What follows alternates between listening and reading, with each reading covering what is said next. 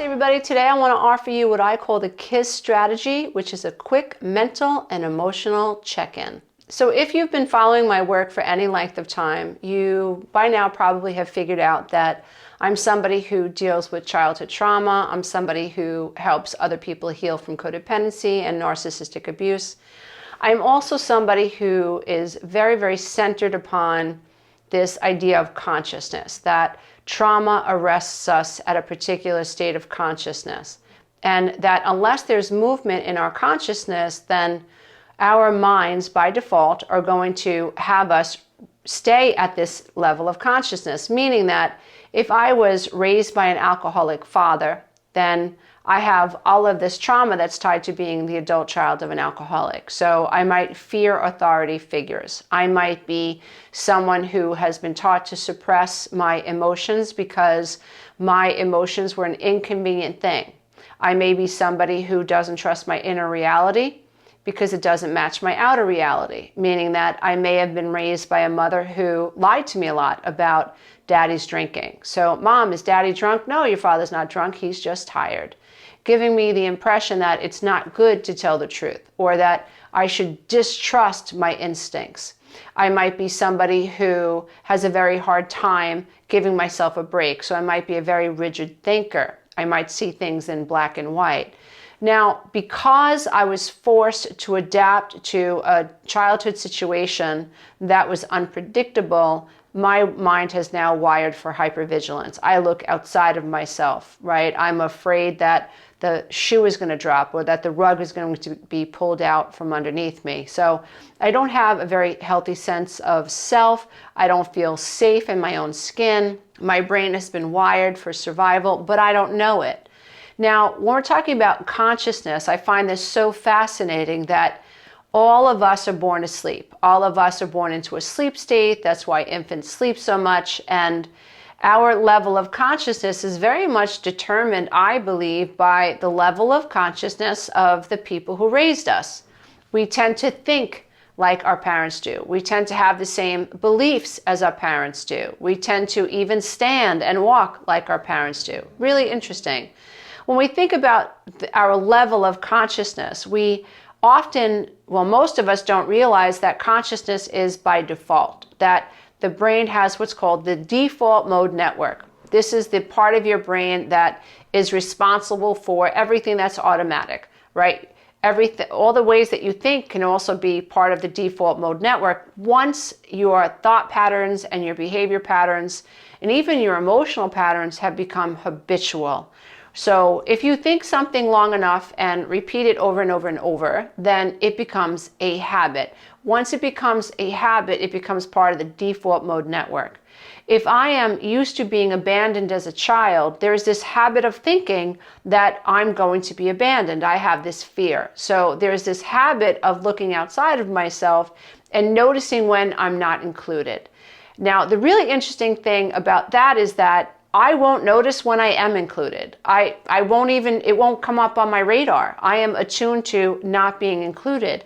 I won't appreciate the people who are trying to be nice to me. I am focused on the people that I feel are rejecting me. It's really, really interesting. And this happens all below the veil of consciousness. I truly believe that if we can elevate our consciousness, then we can heal anything. Einstein said that you can't solve a problem from the same level of intelligence that created the problem. Bravo.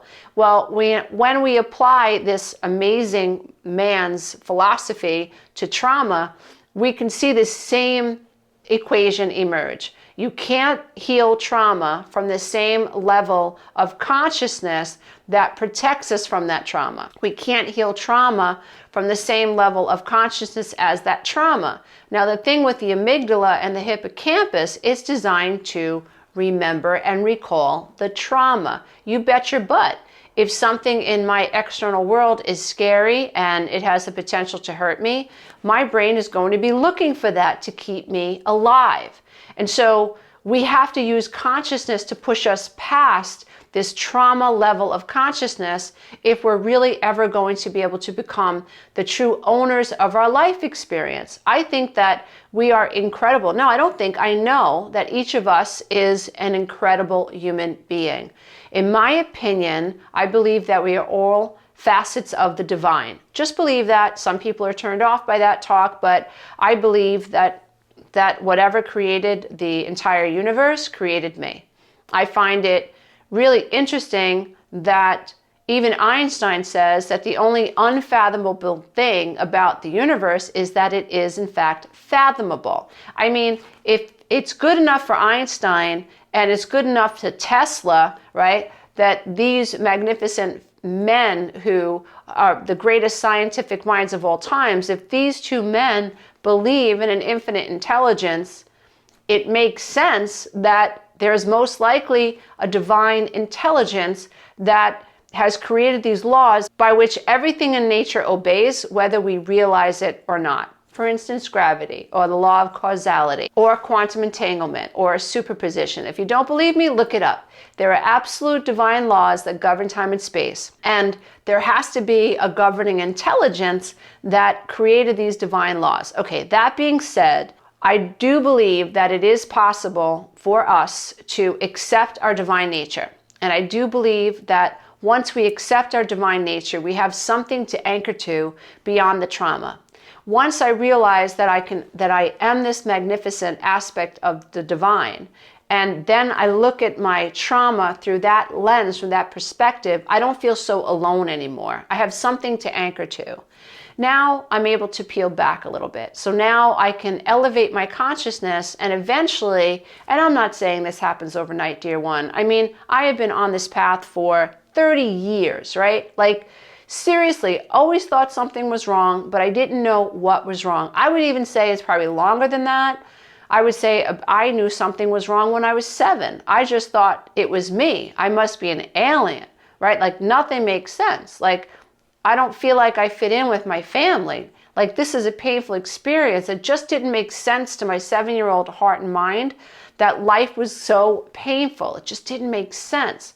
And so I feel that I've always been searching on a quest, like, what's wrong? Eventually, after my divorce, it was very dramatic. I found the road back to me by addressing my inner child wounds, by healing from codependency, by addressing the issues of being the grandchild and I believe the adult child of an alcoholic, and like really digging into these core wounds and these emotions that my childhood taught me to suppress. I really got interested in the subconscious mind, the power of beliefs, and that just was like poof, that made everything make sense to me, that I was programmed to believe a set of beliefs that were self-sabotaging, that did not line up with the law of abundance or the law of prosperity, or this idea that I am in fact an aspect of the divine. So how could my life work out if my very belief system, this guidance system, was corrupt by childhood programming? And then when I add this idea like, well, it's a state of consciousness, that you've been living under a veil of consciousness. You were unaware that you were unaware. Codependency means that you're unaware that you're unaware. You keep doing the same thing over and over and over and over and over, people-pleasing, enabling, trying to be perfect, trying to prove your worthiness to other people, editing yourself for the sake of approval and validation, feeling wounded when people don't listen to you, or feeling invalidated, or going into a party and just noticing that people aren't talking to you, taking this all personally, right? Taking everything so personally. You're a giant red infected toe, but you don't know it. That's a level of consciousness. That's a lack of consciousness about your true self. That is you in your unawareness operating from below the veil of consciousness through the trauma consciousness, or through the consciousness of your trauma, through the consciousness of your wounded inner child, but you just don't know it. So I came up with this principle called the KISS strategy. It's people use KISS strategy on a lot of things, but I applied it to trauma recovery, and I consider it a mental health check for myself, because it allows me to get a good idea about where my level of consciousness is right now. And I'm always looking for metaphors, and I think to myself that if my life is a ship, then I am the captain. And if I'm a good captain, then I know where I'm going, right? But I, as a captain, cannot figure out where I'm going unless I first acknowledge where I am. So it's sort of like a check, like it's a nautical check. So we're always looking for ways to increase our level of awareness around where we are so that we can figure out where we want to go. So this mental health check is comprised of 5 specific questions, right? So if you're really feeling out of sorts, or you feel like you're going down the rabbit hole, or you're feeling really anxious, or you had an argument with somebody, or you're arguing in your head, your mental inner dialogue is negative and you don't have any control over it. You've got a lot of anxiety. You've got fear about the future, fear about the past. Oh my God, what did I say? Is this person upset with me? What are they going to think about me? And maybe I shouldn't have said this. Maybe I should have said that. Right? You're just thinking about all this worry. What if I don't make enough money? What if I can't have a baby? What if I can't make her love me? What if he breaks up with me? You know, the wheels just keep going. I created these 5 questions that you can ask yourself to keep it simple. What is the goal? To know where you are so that you can raise your level of consciousness and then figure out where you want to go. So the first question is, are my thoughts critical or are they loving right now? Really important question to ask yourself, because we're trying to point our ship towards the direction of love and non-judgment. We're trying to point our ship and our thoughts towards this inner peace within us where we're in the present moment, we're in the now. Like we're detached, we're the detached observer, we're non-judgmental, we're non-critical of ourselves, we're non-critical of others. We're bringing everything back to the now. We can only control how we feel in now. We can't control how much money we make tomorrow. We can only control how we feel about what we have today. And if we can get out of critical thinking and out of fear, then we align with the feeling of ease, which is much closer to living in a state of abundance, which means that you are much more a magnet for abundance in that state than you are if you're in a state of like criticism or judgment. So the first question is, are my thoughts critical or loving right now? The second question, are my thoughts in the past or the future? Most of us don't realize that our mind is split. We are either worried about the past or we're worried about the future, which means, guess what? We're not in the now, dear one, and all your power, thank you, Eckhart Tolle, is in the now. All our power is in the now. The now moment is creating the next moment. And so what's showing up now is done. It's already been created. But what the average human mind does is that, and it's not our fault, it happens by default because the brain is built for survival, is that we worry about the past. But we can't change the past. So if you think about it from a higher state of consciousness, it's futile to worry about the past, it's done. Or we worry about the future. Well, think about that. That's like trying to control the reflection in the mirror. You can't. You can't control the reflection in the mirror by trying to control the reflection in the mirror. You control the reflection in the mirror by changing you, by changing the person that's looking into the mirror. So trying to control the future or worry about the future is a waste of your life source energy. That doesn't make sense. But now that I know that, oh wow, my mind, left to its own defenses, just traveled back in time. Well, that doesn't make sense. Boop, you can pull yourself forward. Wow, my mind was worried about a year from now. Well, I can't really do anything about what's going to happen in the future except bring myself back to the now. And if I can align myself with my future and have a lot more ease about my future, it's going to be a lot easier for me to bring about the future that I desire. So that's the second question. You want to figure out where you are. The third question, am I in the now or am I in the past? Sort of like question number 2, but a little bit more specific to the now.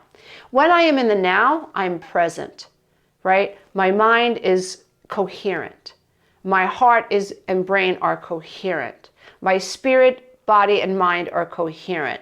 I'm able to be present with you. If I have children, I can see the specks in their eyes. I can see the light in their eyes. If I'm not present in the now, and I'm in the past, worrying about the past, then I'm not present. The interesting thing about this is that when we're in the past, we're bringing the past forward through us. We don't want to do that, dear ones. If we have a traumatic past, we don't want to keep doing that, right? It's not our fault if we married our fathers, we married our mothers when we were below the veil of consciousness. But on this path to true transformation and true transcendence, when we understand this idea of consciousness, we see the doorway that no man can shut. It's potential. It's the now. And so ask yourself, am I in the now? Or am I worried about the past? Try to bring yourself into the now. You can do this by focusing on your breathing. really focus, just completely get immersed in your breath. Only a calm brain and a calm mind can take a deep breath. So the minute you take a nice, big, full breath and hold it, you're telling your brain, you're resetting your nervous system to just relax. That is bringing you into the now. So try to do that more and more often. The fourth question is, am I in a state of scarcity or in a state of gratitude? When I'm in a state of scarcity, I've lost control of the steering wheel. My mind is just full of anxiety. It's like bats have just, or they're out of the belfry. Like they're all over the place. Like my brain is getting stung by all these wasps. My consciousness is not in control. It's no different than being the captain of a ship and you're in a tsunami and you can't control the steering wheel. But imagine if, even if you were a captain and you were headed towards a tsunami, that you had the ability to control this ship so well that you could steer it out of the storm. You could steer it away. Now, the more awake you are, the more present you are, the more you can sense what's happening. I mean, maybe a tsunami is an exaggerated example, but let's just say it's a storm. If you're really attuned and you're really aware, you're watching the birds, you're feeling the seas, you're understanding that something's about to happen because you're awake, you're in the now. And then you can avert that storm. You can actually steer your ship away from that storm.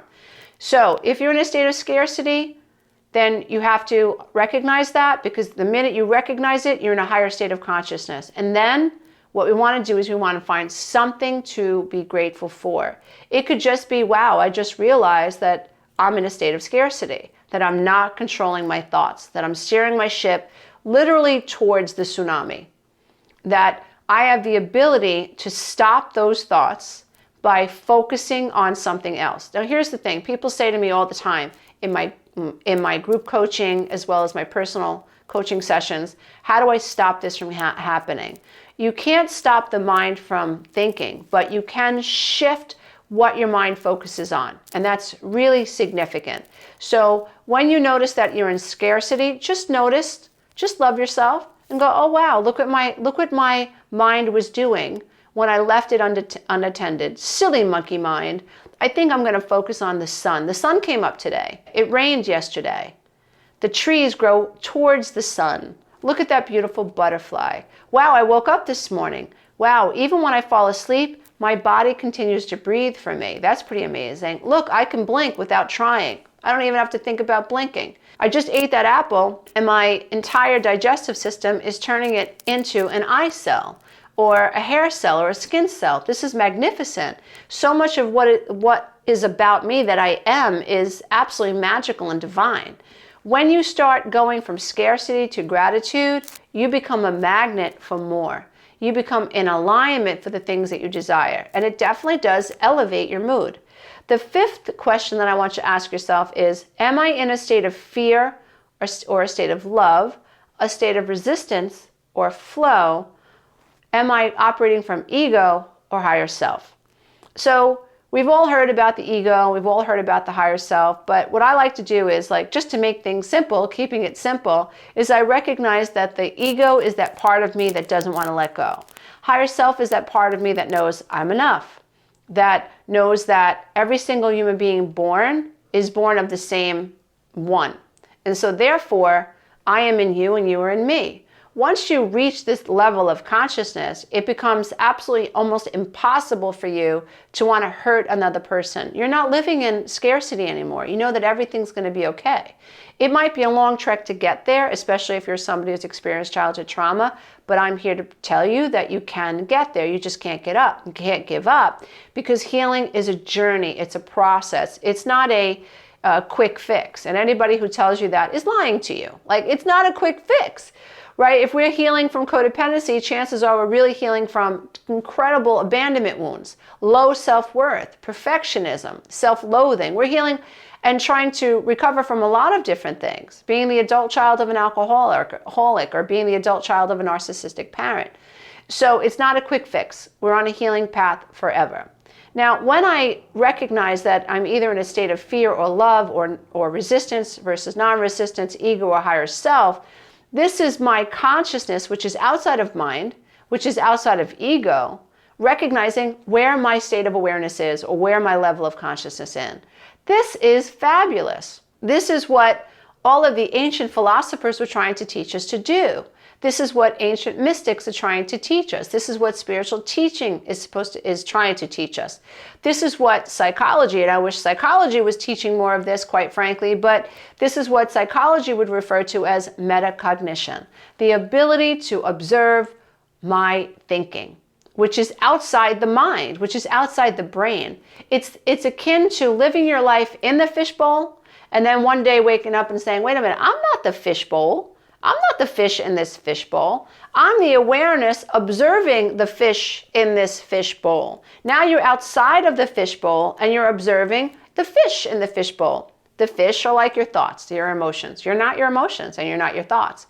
You're the awareness of all of this. You go further, you're the awareness that is aware of what it is aware of. I know it's really deep, but it's fascinating. And if you're on this path and that resonated with you, stay on the path, you're onto something. Just have faith, just keep going. And so this idea that you can acknowledge whether or not you're in fear or love is huge. Once I know if I'm in fear, there it is, there's the door. There's the opportunity to love. There's the opportunity to let go. What am I trying to control here that I have no right to control, right? So maybe I want to control my son's spending habits. Well, no wonder I'm anxious because my brain is trying to control how much money he spends. When in reality, my logical mind knows, Mom, you can't control what your son spends. His life is his life. His choices are his choices. His life experience will be the culminations of the decisions that he makes and the decisions that he doesn't make. Like, let go. Once I let go, then I'm in a state of non-resistance. Once my logical mind says, okay, it was kind of illogical to worry about something I can't control. Doesn't mean I don't love my son. It just means that I logically accept that I, for a moment, was in fear. And when I stepped into love, when I let go, I felt better. So now my mental health rises. My emotional health rises. I develop emotional intelligence, emotional resiliency, because I'm operating from a higher state of consciousness, recognizing what I can control and what I can't control. And in that moment, it's when I'm able to choose that to let go. And when I let go, I'm in a state of non-resistance. So now here are 5 things that you can do to improve your ability to benefit from the KISS principle or the KISS strategy. Got to remember that what we're trying to do is elevate our state of consciousness. So the first thing that you're going to do is you're going to meditate. I know a lot of people are like, I can't meditate. Well, if you can lay down and fall asleep, you can meditate because the subconscious mind works even when you're not awake. When people say to me, I can't meditate, then I say to them, can you put earbuds in? Can you lay down on your back? Can you listen to music and fall asleep? Can you listen to positive affirmations and fall asleep? If you can do that, you can meditate. So we have to get past this idea that meditation means that I'm sitting on a pillow and I'm emptying my mind and I have to do it perfectly. If you're a beginner, choose a meditation that speaks to you. I personally like heart chakra meditations, third eye meditations. I create my own heart chakra and inner child meditations. I am meditations, positive affirmation meditations. Begin using these types of meditation to help still your mind. The second thing you want to do is you want to set your intention as soon as your beautiful eyes open. Don't wait. I tell you what, set your intention as you start coming up out of your dream state, as you start moving into the theta state of awareness, like you're aware that you're waking up in the morning. It's then that you want to say that everything's working out for me. I am the creator of my own reality. I live in a state of abundance.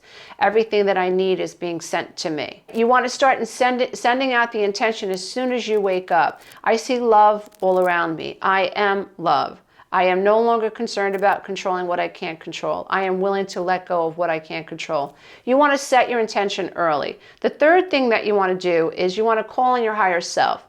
Now, if you don't like the term higher self, then say I want to call on my higher mind. I want to call on my organized mind. I want to call on my mind that is rational and logical, that is non-resistant to stuff that I can't control, that is undisturbed by the people that I live with that don't make good choices. Or I want to call on the higher self that knows that I'm enough even though my daughter is incredibly critical of me and likes to make fun of me and needs to put me down whenever she sees me. I want to call on that higher self or that higher aspect of my intelligence today that to allow me to feel guided when I get challenged today. You want to call on your higher self. That's you coming out of your old programming. Number 4, you want to strive to release all thought and emotion tied to what you can't control. So now you're deliberately saying that today I'm going to strive to recognize, can I control that? If I can't control that, I'm letting that go. Oh, it's raining outside. My husband's upset. Oh, I can't control that. I can't control the rain. I can't control that he's upset. I'm letting that go. My son got a traffic ticket today and he doesn't have money to pay for it. Oh, I can't control him paying attention to red lights or green lights or yellow lights. And I can't control whether or not he saves money. I can't control whether or not he pisses money away. So you know what? I'm going to let that go. Right? He's on his own life path. You want to start thinking in terms of what you can and cannot control. You want to strive to pay attention to that consciously. And the 5th thing that you want to do is you want to make it your dominant intention to release the past in thought and motion and to live in gratitude. So this is a mindset shift. This is where I'm noticing where my conscious mind is at the moment, and I'm noticing that I'm in a scarcity mindset or I'm in a fear mindset. And now what I'm going to do is I'm going to make it my dominant intention to notice things in my environment that I'm grateful for.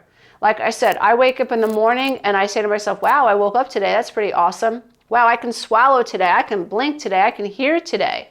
That's pretty awesome. Wow, I just had a cup of coffee. It tasted awesome. I could swallow this coffee. That's pretty awesome. I just had a bowl of oatmeal and blueberries, and that was pretty amazing.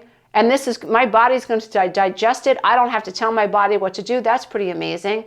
There's always something to be grateful for. I think we, in an ego-based society, in a fear-based society, in a society that is media enriched, which I don't necessarily think is an awesome thing because so much of the media is negative. So much of the media is fear-driven. It's fear-mongering. Hate this person, hate that person, be afraid of this thing, be afraid of that person. We're voting we're taking our votes as human beings and we're voting based on personality contest versus what is best for our society. We're being controlled by political parties. They're telling us what we think and what we should feel, right? There's no unbiased information anywhere that we can trust, except, thank goodness, there are media sources now that are popping up that are, I would say, more unbiased, which is terrific. So we're a society, especially as political campaigns start to heat up, we're a society of people that are absolutely inundated with brainwashing. And I'm very aware of that. Everywhere you look, from cable television to TikTok to Instagram to Facebook to all different types of media platforms, if you're not careful, you're going to get inundated with fear-based stuff. And so you're also going to get hit with brainwashing that tells you what success is. And that's another form of brainwashing that you really have to be careful of, because you can't live your life authentically if you're looking outside of yourself for some marker of success. You have to follow your own heart. You have to follow your own bliss. Your bliss might be living in the woods somewhere, having a small little business on Etsy, making jewelry out of wood. Good for you. Where your sister might think that in order to be successful, she has to be an influencer on Instagram and have millions of followers. And if she gets anybody unfollows her or dislikes her, she's crushed. Like, okay, that's the level of consciousness that your sister is at. You have to follow your own heart. And so we want to make sure that as we're trying to heal and we're doing these mental health checks, we're paying attention to what is influencing our state of consciousness, what's influencing our state, our emotional state, our consciousness state, our spiritual state, what is influencing us. The media is a big deal. And so you want to make sure that you're aware of that and that you are making it your dominant intention to stray away from information that is fear-based, that is trying to control your perception of reality. You want to strive to live in a state of gratitude all the time. Now, in order to do this, you need the contrast. And in order to see contrast, you have to be aware. So the goal really is to strive for higher states of consciousness so that you can do these mental wellness checks, so that you can do these emotional wellness checks, and you can do them well and fairly for yourself. Namaste, everybody, until next time. And if you're interested in starting this enlightenment journey with me, this transformation of consciousness with me, please visit my website at www.lisaaromano.com. If you love this content, don't forget to check out the next video, and you can go to my website and take the codependency quiz.